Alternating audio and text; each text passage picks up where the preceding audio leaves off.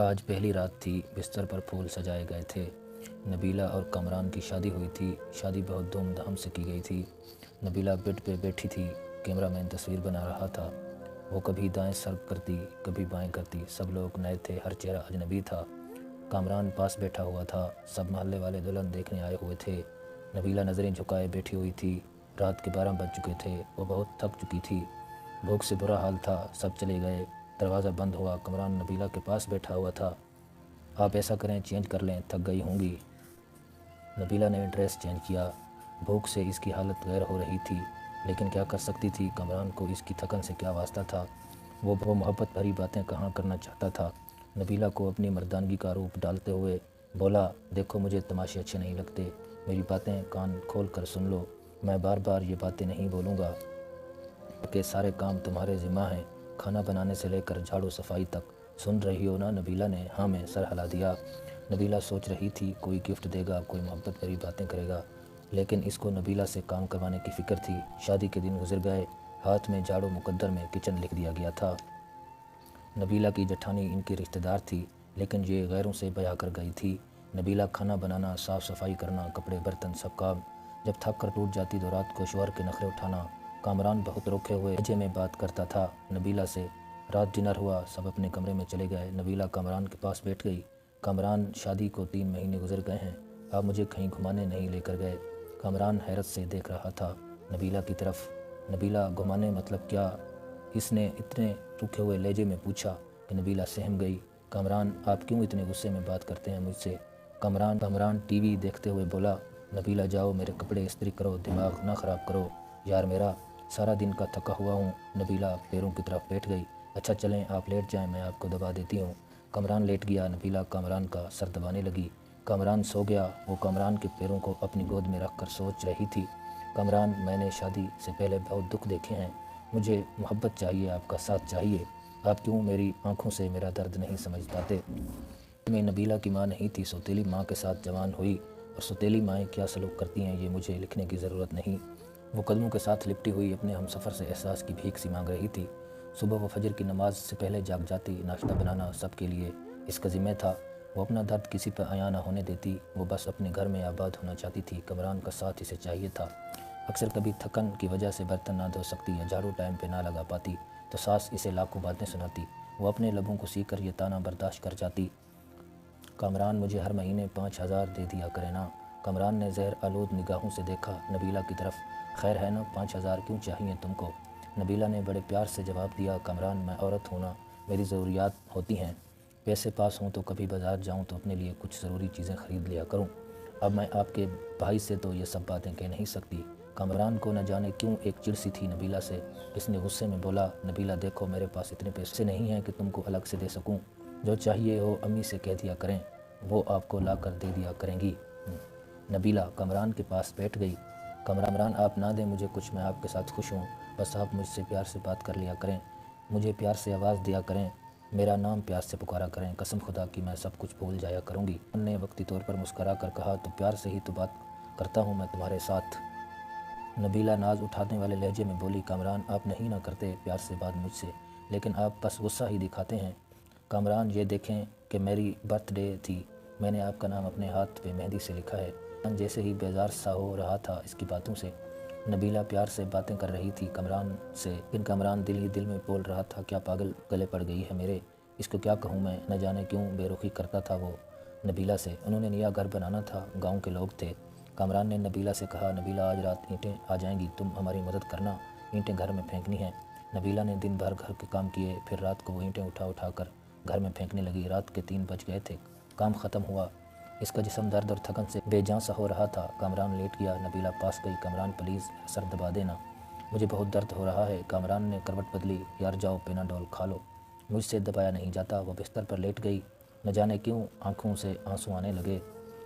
वो रो रही थी, इसको बहुत दर्द हो रहा था। वो मुंह पे हाथ रख के सांस रोकने की कोशिश कर रही थी। कामरान पास सोया हुआ था। वो दर्द से सो ना सकी। फजर की अजान होने लगी कि इसकी आंख लग गई। वो सोई थी कि सास गालियां दे रही थी, मैडम सोई हुई है, शर्म नहीं है, टाइम देखो। कामरान भी बरहम हुआ। वो उठी। कामरान गुस्से में था, नबीला शर्म है तुमको, टाइम देखो, अम्मी खुद नाश्ता बना रही हैं, तुम्हारी आंख ही नहीं खुलती। نبیلہ کیا کہتی، جبکہ اب کامران کو فرق ہی نہیں پڑتا تھا نبیلہ مر رہی ہو یا کسی درد میں ہو۔ وہ خاموش ہوئی، کچن میں چلی گئی، سارا کام کیا۔ اس کی حالت کافی خراب تھی، اس نے کسی سے کچھ نہ کہا۔ شادی کو 3 سال گزر گئے تھے لیکن اولاد نہیں تھی۔ ان 3 سالوں میں کوئی ایسی سانس نہیں تھی جب کبھی سکون پایا ہو۔ نئے گھر کا کام شروع ہوا، وہ مزدوروں کی طرح کام کرنے لگی۔ دن بھر سب کے لیے کھانا بناتی، پھر کبھی اینٹیں اٹھا کر دیتی، کبھی مٹی اٹھا رہی تھی۔ 4 مہینے اس نے مزدوری کی، گھر تیار ہوا۔ کامران کے ساتھ رہتے ہوئے وہ کامران سے دور تھی، کامران اس سے دور رہنے لگا۔ دن کی دوری سے راتوں کی دوریاں بھی بڑھنے لگی تھیں۔ نہ ہونے کے تانے دینے لگے، ایک ڈر سا اسے ستانے لگا۔ کامران تو پہلے ہی اسے دکھ دیتا تھا، لیکن اب اولاد نہ ہونے کے تانے۔ ان دنوں کہیں اس سے چھپ کر کامران کی دوسری شادی کی باتیں ہونے لگیں۔ وہ سب کے رویے سمجھ رہی تھی، کچھ تو غلط ہو رہا ہے۔ نبیلہ ایک نوکرانی سے بڑھ کر کچھ نہ تھی۔ وہ لبوں کو سینے بیٹھی تھی۔ نبیلہ کو ایک خوف تھا کہیں کامران مجھے دور نہ کر دے، لیکن جیٹھانی کی چھوٹی بیٹی نے بتایا، آنٹی نبیلہ ماما کہہ رہی تھیں کامران چاچو کی شادی کرنی ہے، نئی آنٹی لے کر آنی ہے۔ نبیلہ سمجھ چکی تھی کوئی قیامت ٹوٹنے والی ہے، لیکن خاموش تھی۔ کامران کمرے میں بیٹھا چہرے پہ کریم لگا رہا تھا۔ نبیلہ پاس گئی، آج کل بہت کریم لگا رہے ہو، بڑے سونے لگ رہے ہو آپ۔ نبیلہ کامران کے کندھے پہ سر رکھ کر بتا رہی تھی، کامران آپ خوش رہیں ہمیشہ، میں نماز پڑھ کر آپ کے لیے بہت دعائیں مانگتی ہوں، آپ کی زندگی کی دعا مانگتی ہوں، آپ کے ساتھ ہی تو میرا سب کچھ ہے۔ وہ ایک درد دل میں چھپا کر خود کو سمجھا رہی ہو کہ کامران مجھے کبھی نہیں چھوڑے گا۔ اور پھر وہ دن آ گیا، لڑکی والے کامران کے گھر آئے۔ ساس نے سختی سے کہا کھانا بناؤ اور اپنے گھر میں چلی جاؤ، سامنے نہ آنا۔ منحوس وہ اتنی بے رخی سمجھ رہی تھی۔ اس نے شادی کے بعد ایک کام سیکھ لیا تھا، درد کو چھپانا، خاموشی سے رونا اور بے پناہ گلے لیکن شکوہ نہ کرنا۔ وہ واپس پلٹ کر دیکھتی تو سوتیلی ماں تھی جو اسے واپس قبول نہ کرتی۔ سامنے کامران کی شادی تھی جو کبھی بھی دھکے دے کر نکال سکتا تھا۔ کامران کا رشتہ طے ہوا، کچھ دنوں میں ہی دوسری بیوی کو لے آئے بیاہ کر۔ جس کمرے وہ کامران کے ساتھ رہتی تھی، آج اس کمرے میں کامران کی باہوں میں کوئی اور تھی۔ ایسے الگ سے ایک کمرہ دے دیا۔ وہ حسرت بھری نگاہوں سے دیکھتی رہتی تھی۔ کامران اپنی دوسری بیوی کو مری گمانے لے گیا، بہت خوش تھا، لیکن ایک درد نبیلہ کو کھائے جا رہا تھا۔ گھر کے کام، دن بھر کی تھکن، رات کی تنہائیاں، درد بے پناہ، لاپرواہی۔ نئی دلہن کو سب بہت پیار کرتے تھے، لیکن نبیلہ ایک کونے میں پڑی شاید موت کے قریب آ گئی تھی۔ اور پھر ایک رات وہ کمرے میں سوئی تھی، شاید آج وہ درد برداشت نہ کر پا رہی تھی۔ سر کا درد شدید تھا، وہ سر پر دونوں ہاتھ رکھ کر چیخنے لگی۔ سب اپنے کمروں میں سو چکے تھے، درد اتنا شدید تھا برداشت نہ کر پائی۔ وہ کامران کو آوازیں دیتی رہی، لیکن کامران دوسری بیوی کی باہوں میں سو رہا تھا۔ وہ زمین پہ گر گئی، تڑپنے لگی، نہ جانے کتنی آوازیں دی تھیں اس نے، اور آخر وہ سکون کی نیند سو گئی۔ وہ دنیا چھوڑ گئی۔ صبح ساس گالیاں دے رہی تھی، کمینی آج بھی نہیں اٹھی۔ ناشتہ بنانے کے لیے کامران نے آواز دی، امی نبیلہ کو بولو ہمارا ناشتہ ہمارے کمرے میں بھیج دے۔ ماں نے گالی دی، وہ منحوس سوئی ہوئی ہے، ابھی تک سونے دو، آج دوپہر کا وقت ہو رہا تھا، سب اپنے کاموں میں مصروف تھے، لیکن ابھی تک نبیلہ کمرے سے باہر نہیں آئی تھی۔ آخر ساس کمرے میں گئی، دیکھا نبیلہ اوندے منہ زمین پہ پڑی تھی۔ ساس نے شور مچایا، سب اکٹھے ہو گئے، دیکھا وہ کر چکی تھی۔ اس کی لاش کو چارپائی پہ ڈالا گیا، اس کے آنسوں ابھی تک آنکھوں میں تھے۔ اچانک سے کیسے مر گئی؟ ان لوگوں نے اسے دفنایا، جنازہ ہوا، کوئی آنکھ نہ روئی۔ ایک دن اس کے کمرے کی صفائی کرتی کامران کی دوسری بیوی نے دیکھا، کچھ رپورٹ اور دوائیاں تھیں اس کے کمرے میں۔ وہ دیکھ کر حیران ہو گئی، اس کو تو برین عمر تھا، نہ جانے کب سے وہ یہ درد سہ رہی تھی۔ ایک ڈائری بھی لکھ رکھی تھی، یہاں وہ اپنے درد لکھا کرتی تھی۔ اس کی ڈائری کے کچھ جملے یوں تھے، کامران مجھ سے روٹھا روٹھا رہتا ہے، میری طرف دیکھتا ہی نہیں۔ آج میں نے سارا دن مزدوری کی، کامران نے مجھے ٹھنڈا پانی پلایا، میں بہت خوش ہوئی۔ کامران کہتا ہے میں بہت اچھی ہوں، لیکن پھر بھی پتہ نہیں کیوں مجھ سے دور رہتا ہے۔ آج میں اس کے لیے تیار ہوئی تھی، خود کو سنوارا تھا، لیکن پاگل نے ایک بار بھی میری طرف نہیں دیکھا۔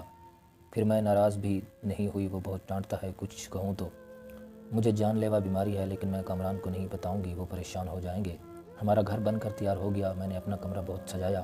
کامران کی شادی کر رہے ہیں، مجھے گھر سے نکالا تو کہاں جاؤں گی میں، میرا تو کوئی بھی نہیں، بس نوکرانی بن کر مرنے تک یہی رہوں گی۔ کامران اپنی دلہن سے بہت پیار کرتا ہے، اسے برگر لا کر دیا، میں نے کہا مجھے بھی لا دو، کہتا ہے تم برتن دھو جا کر، دماغ نہ خراب کرو میرا، بھلا میں نے برگر ہی تو مانگا تھا۔ آج صبح سے میری سانس رک رہی ہے، ایسے لگ رہا ہے میرا وقت قریب آ گیا ہے، کاش کامران کی باہوں میں مر سکتی، کاش کامران میرا درد سمجھتا، مجھے سینے سے لگاتا، میں سکون سے مر جاتی۔